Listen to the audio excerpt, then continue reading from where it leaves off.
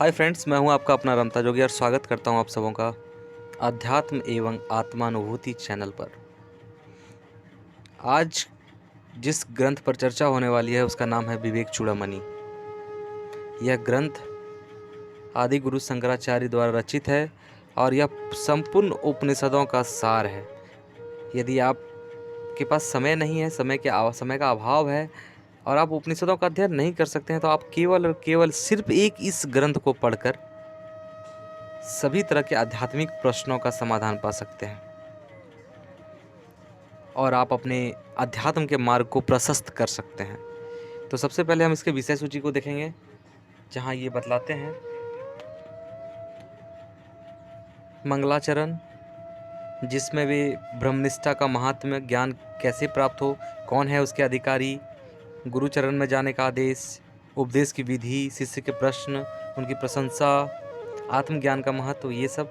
फिर अगले पॉइंट में 3 तरह के शरीर यानी कि स्थूल, सूक्ष्म और कारण, इस 3 तरह के शरीर, पंच प्राण, उसके बाद 3 तरह के गुण, सतोगुण, तमोगुण, रजोगुण, और फिर बंधन और आत्म और अनात्म वस्तु का विवेक। फिर आगे बढ़कर पंचकोशों का वर्णन और पंचकोशों से परे उस आत्मा के स्थान का वर्णन।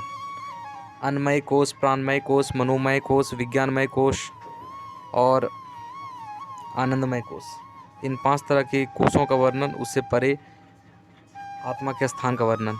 फिर आत्मा का स्वरूप कि क्या है आत्मा, महावाक्य विचार, ब्रह्म का निरूपण। फिर अगले बिंदु में ब्रह्म भावना, जिसमें वे वासना का त्याग, अहंकार की निंदा, यही सब। फिर अगले बिंदु में समाधि, वैराग्य, ध्यान की विधि, आत्मचिंतन का विधान, आत्मज्ञान का फल, इन बिंदुओं पर चर्चा की गई है। और सबसे अंत, कौन है जीवन मुक्त, अर्थात आत्मबोध के व्यक्ति और उपदेश का उपसंहार। तो आज कुछ श्लोकों को देख लेते हैं। अगले लेक्चर से सिर्फ श्लोकों का वर्णन होगा। ये तो पहला लेक्चर था, तो इसमें थोड़ा सा बेसिक देखना पड़ा कि आखिर ये ग्रंथ क्या कहना चाहता है। तो विवेक चूड़ामणि के पहले श्लोक में ये श्लोक जो है वे अपने गुरु को समर्पित करते हैं, मंगलाचरण करते हैं। पहले मंगलाचरण करते हैं, जिसमें वे ईश्वर की कृपा को मानते हैं और प्रभु को याद करते हैं।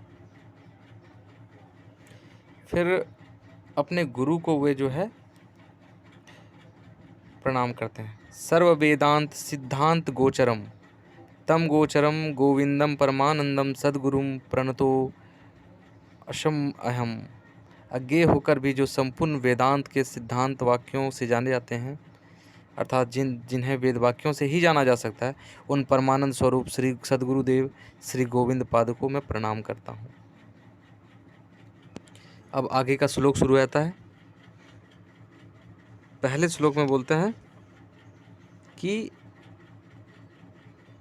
मनुष्य शरीर जो मिलता है, यूँ तो पहले सुना हुआ ये है कि बड़े भाग्य मानुष तन पायो, उसी को वो सपोर्ट करते हैं। ये श्लोक उसी थ्योरम को सपोर्ट करता है, जहाँ वे बताते हैं कि जीव को पहले तो नर जन्म ही दुर्लभ है। एक तो मानुष देह पाना दुर्लभ है, जंतुनाम नर जन्म दुर्लभ।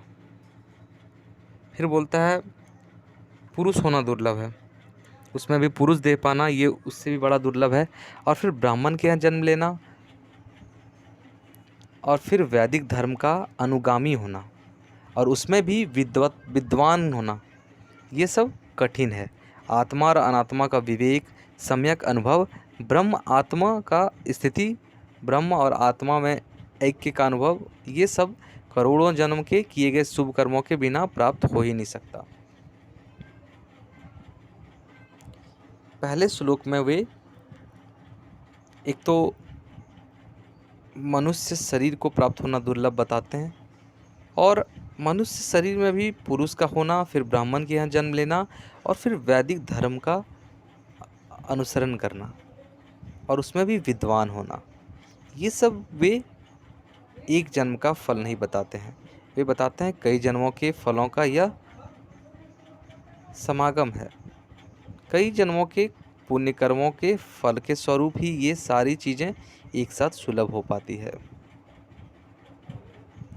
अगले श्लोक में है, भगवत कृपा ही जिनकी प्राप्ति का मार्ग है, ऐसे मनुष्यत्व, मुमुक्षुत्व और महापुरुषों का संग, ये तीनों ही अत्यंत दुर्लभ है। दुर्लभम त्रयम एवैत देवानुग्रह हेतुकम मनुष्यत्वम मुमुक्षुत्वम महापुरुष संश्रय। ये तीसरा श्लोक तक हम लोगों ने देख लिया। आगे के श्लोक, क्योंकि वीडियो लंबा हो जाएगा, अब आगे के वीडियोस में देखेंगे। धन्यवाद।